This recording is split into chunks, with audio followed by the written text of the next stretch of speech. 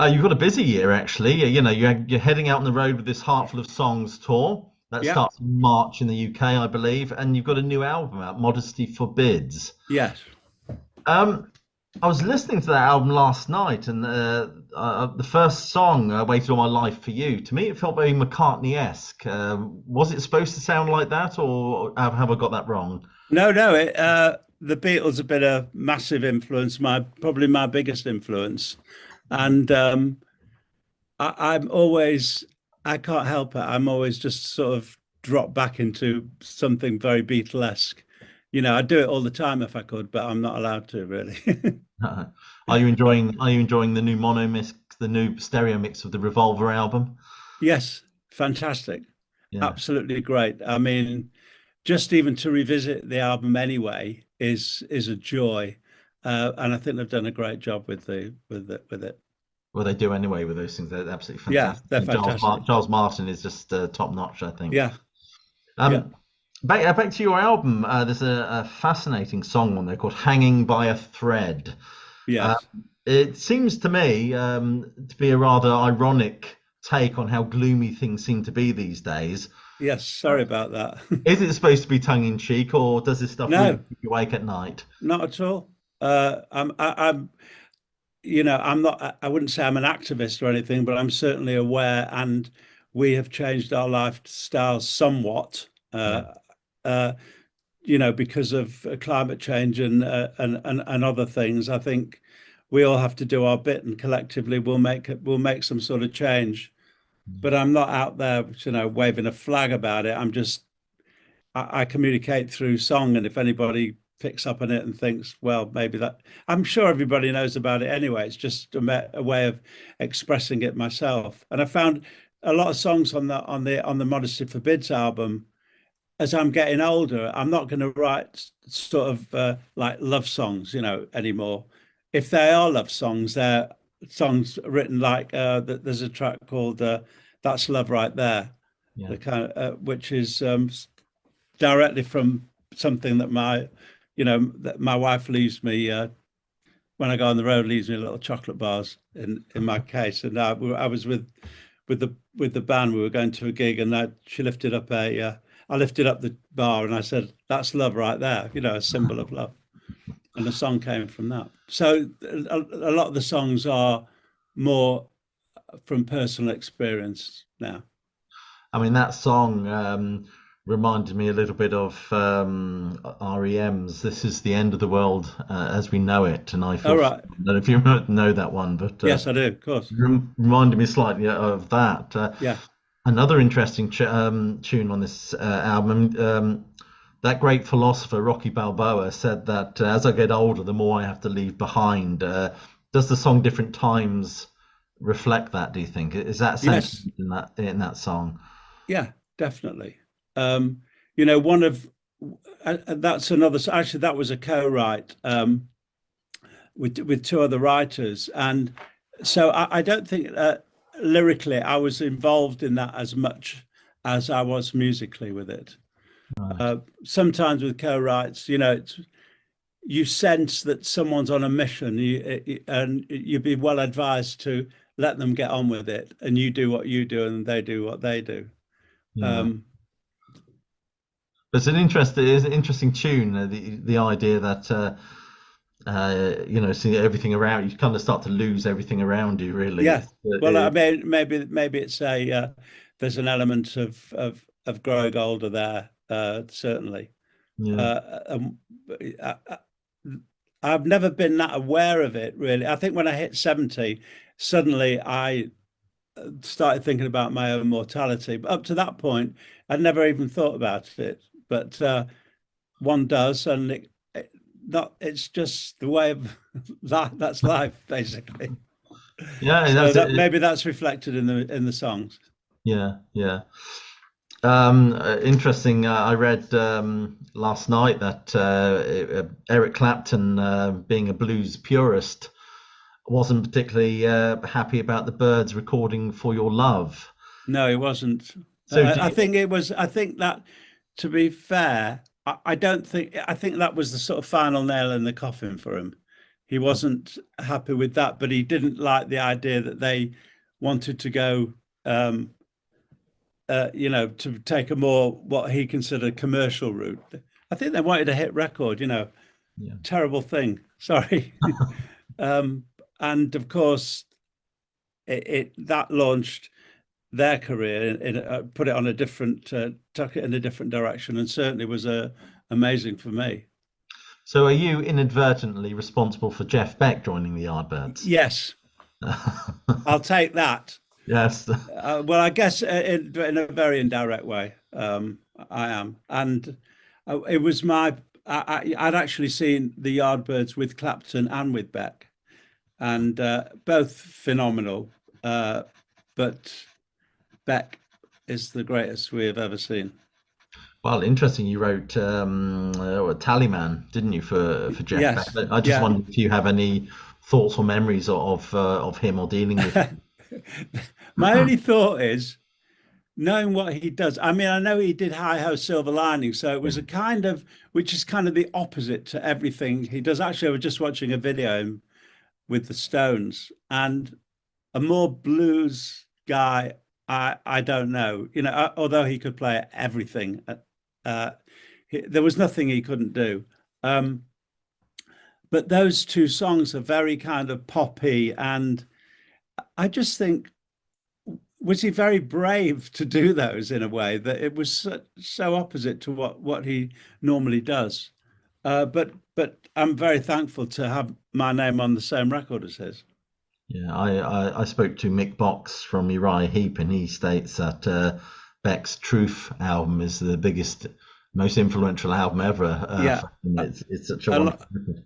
a lot of people say that, and of course, me and loads of other people have just been trawling through YouTube, just getting our fill of Beck's genius.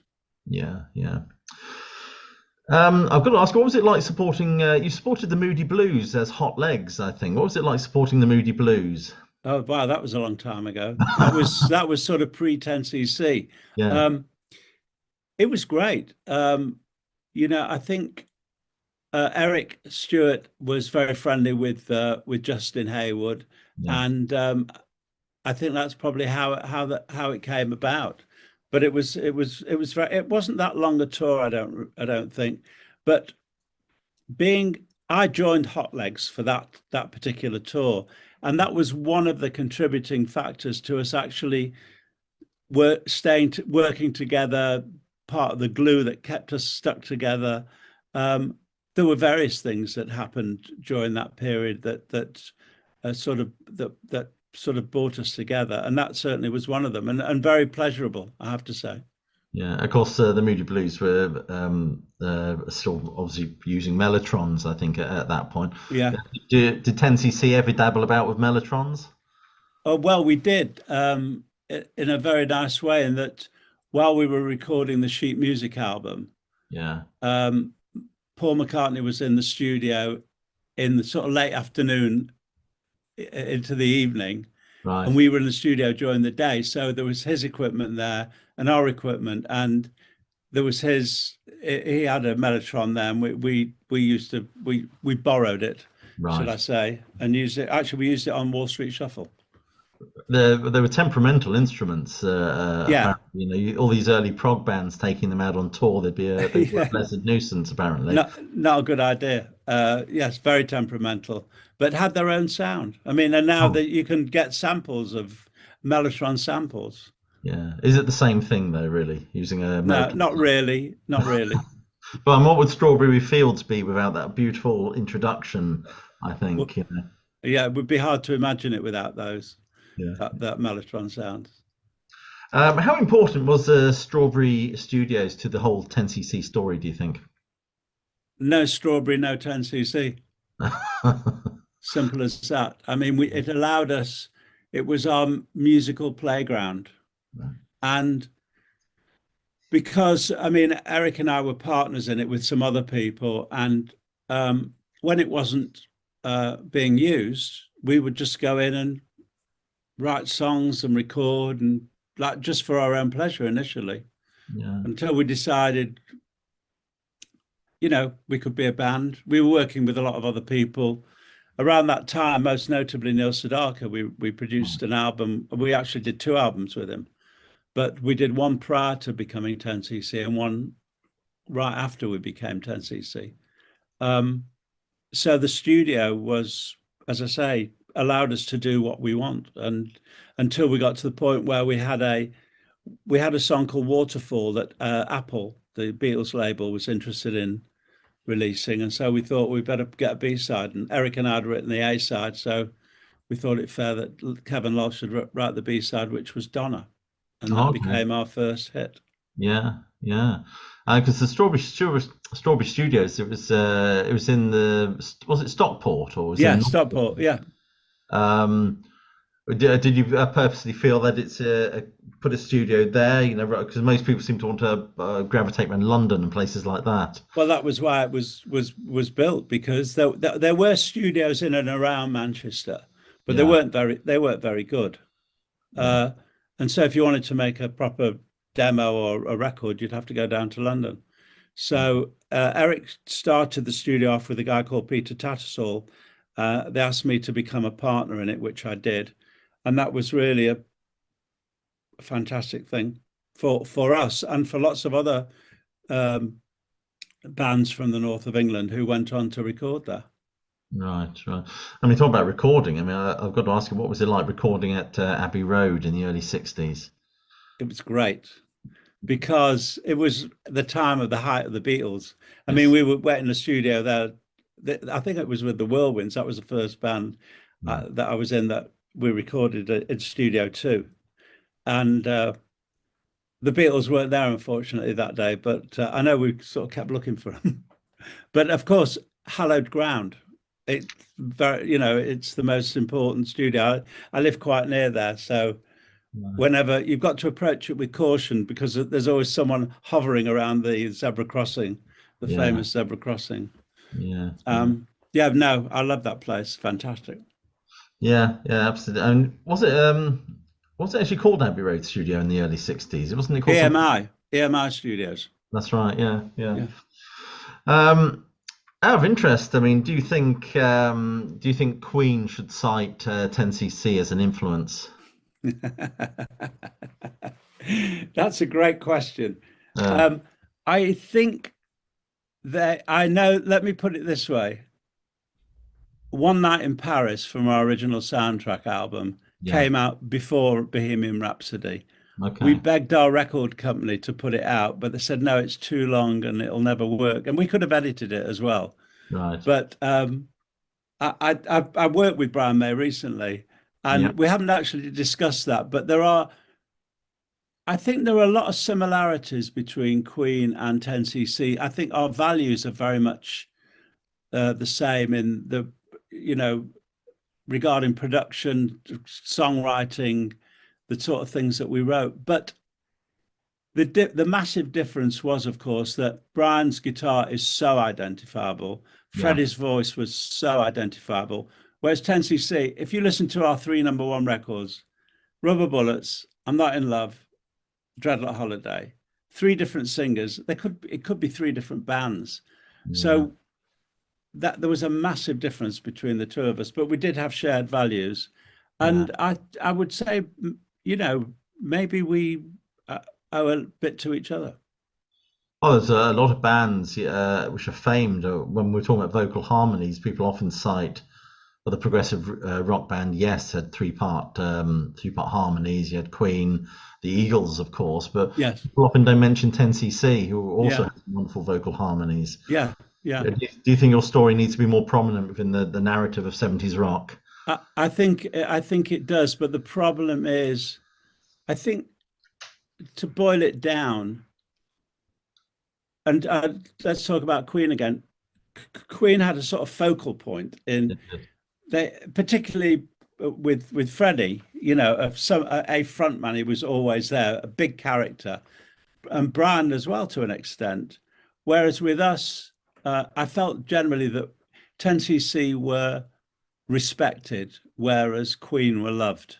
And I Yeah. think that was quite a bit, that made a lot of difference. So people remember us, but we're not as memorable as someone like Queen or Roxy Music, say, from Yeah. from the same era.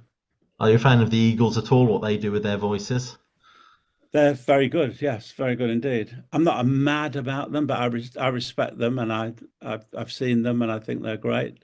But I'm not like Yeah, because they were working with Glyn Johns in the early days, yes, and that's right. yeah, Yeah, at in Barnes Olympic Studios, that's right. Yeah, and they did it there. yeah, yeah.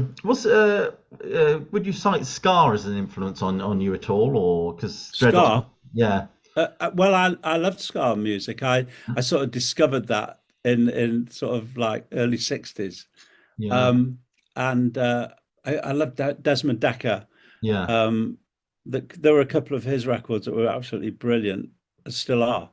Um, so it's one of the influences. I'm Yeah. influenced by so much, Yeah. and that's why also I think that with 10cc as well, our tastes were quite eclectic, as were our influences, and I think the songs that we wrote were because of that. That they're all quite different to one another.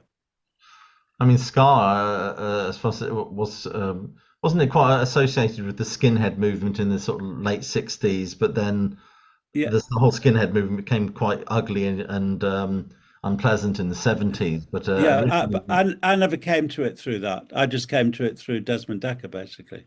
yeah, yeah, it's a good route, absolute good route. Yeah, yeah. Um, how did the dynamics in 10cc change when Kevin and Lol left in '76? Was there a palpable shift in philosophy or anything? Uh, just not in philosophy. I mean, we'd lost half the team. Yeah, 10cc was always a true partnership of four minds whose input was really equal, although in different ways. So I think we lost some of our experimentation. Um, we did very well without Kevin Lowell, but it was different. And I, to this day, regret that they ever left. Something that Kevin and I have talked about quite a lot over the years, what we should have done, and I wish we could have done it, but it didn't work out that way. So I regret they're going because we did lose that creativity. That they would come out with some mad ideas, not all that worked, but some of them did, and so I kind of missed that. I think they were more adventurous uh, musically than Eric and I, and yet as I say, Eric and I did very well with Black Dreadlock Holiday, Things We Do for Love. But if you listen to the albums, the first album, Deceptive Bend, is definitely trying to be like the original 10cc, I think, and then it kind of drifts away, and then yeah. it gets not good at all in my head at one point. So yeah, the answer is yes. There was a massive difference. The Things We Do for Love, wasn't that a song written after Yeah, that was after they left, isn't it? That that one. was after they left. Yeah, yeah, and that one of our managers played it for them, and I'm not quite sure who it was. Got hold of the record and threw it down the street. But it went on to become a massive hit. Yes, as well as a frisbee. Yeah, so sorry about that. Yet again, I'm sorry about that.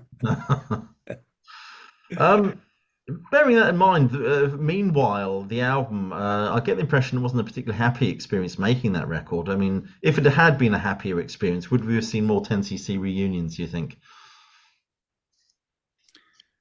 That was a real low point. Meanwhile, I don't like the album. I don't like the sound of it. It was Kevin Lowell were in it. It was like a contractual obligation. They did some backing vocals on it, but the die was already cast. I think that it was an unhappy experience all round, Yeah. and one I don't care to think about, to be honest with you. Would that put you off, or all of you, any idea of the original guys getting back together and doing something because of that experience? It can't happen. I don't think everybody is, first of all, capable of doing it. There's no will to do it. Yeah. Um, too much too much has happened, I think. If it was going to happen, it would have happened earlier on. But it's a shame, a real shame. I mean, the main shame is the four of us didn't stay together, that Kevin Lol left. Yeah, yeah. Does Billy Joel owe you a writing credit? He might owe us a production credit. Uh, What are you referring to? just the way you are. There, he definitely nicked the backing vocals, the choir sound. I Yeah, think he admits it. yeah, yeah, yeah, yeah. Yeah. So you can't copyright a production idea. Right. And in fact, I've used it myself. Okay. I mean, I redid them. I didn't use the original ones. I haven't got those, but I know how it's done. So I did it. I did it on the Floating in Heaven record that I did with Brian May. Right. I used them because its sound really suited that sort of ethereal, spacey type of mood. It's a beautiful. I would even say almost proggy, really, in certain respects, in the sense it's quite spacey. And didn't the original number start off as a kind of a skiffle number or something originally? No, it was a bossa nova. Oh, that's it. Yes. Yes. Yeah, and we recorded it, didn't like it, and with everything that we didn't like, we erased it. Okay. It's kind of a shame. It would have been interesting to hear it now, Yeah. but as far as I know, there aren't any copies of it that exist. But the song stayed with us, and it was Kevin came up with it. Said, "Why don't we just sort of slow it down and just make it a little bit darker?" And that worked. And then it was either Kevin Lowell said, let's do it all with just voices, and that was the original idea. But even as we put down a rhythm track, which was the intention was do the rhythm track and then take that rhythm track off once we'd recorded all the voices. But even the rhythm track had some magic about it, and we knew we were onto something great. Would you say that song was a prime example of what you said earlier about that experimentation that Kevin Lol brought to the band? Yes, definitely. Yeah. I've only got one more question for you, actually. I was interested in your opinion. Which album is the most important, do you think, culturally? Sgt Pepper or the Beach Boys' Pet Sounds? It's going to be Sgt Pepper for me. That's a bit of a, you're a bit cruel there asking that question, because they're both great, groundbreaking, influential records. But if it's going to be one of the two, then Pepper. Yeah, yeah. Interestingly, apparently McCartney, I think, cites the first Frank Zappa album, Freak Out, as a huge influence on the Beatles when they were doing Sgt Pepper. All right, okay. Are you a fan of that record? I don't know it that well. I mean, I know some of Zappa's work, but not intimately. But he was amazing. Yeah. But I didn't know that. No, I don't know the album. Anyway, Graham, it's been an absolute pleasure chatting with you. I wish you best of luck with that tour. It starts in March. The album Modesty Forbids, I believe it's out now, isn't it? Yeah, well, it came out in 2020. I'm actually working on a new one. So much time has passed. It came out right when the pandemic started, so it put paid to quite a bit of promotion and stuff like that. But I'm very proud of that album. I like it a lot.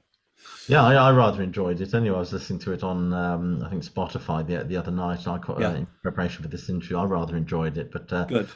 So, what links would you like me to put under this video? Obviously for the tour, maybe for the album or something like that. Yeah, for the Heart Full of Songs tour. Yeah. That's probably the most important. Yes, the album would be great as well. That would be lovely. We can certainly do that. Anyway, thank you so much. Thank you for doing this interview, and enjoy the rest of your day. Okay, same to you. Bye-bye. All the best, mate. Bye-bye. Bye-bye.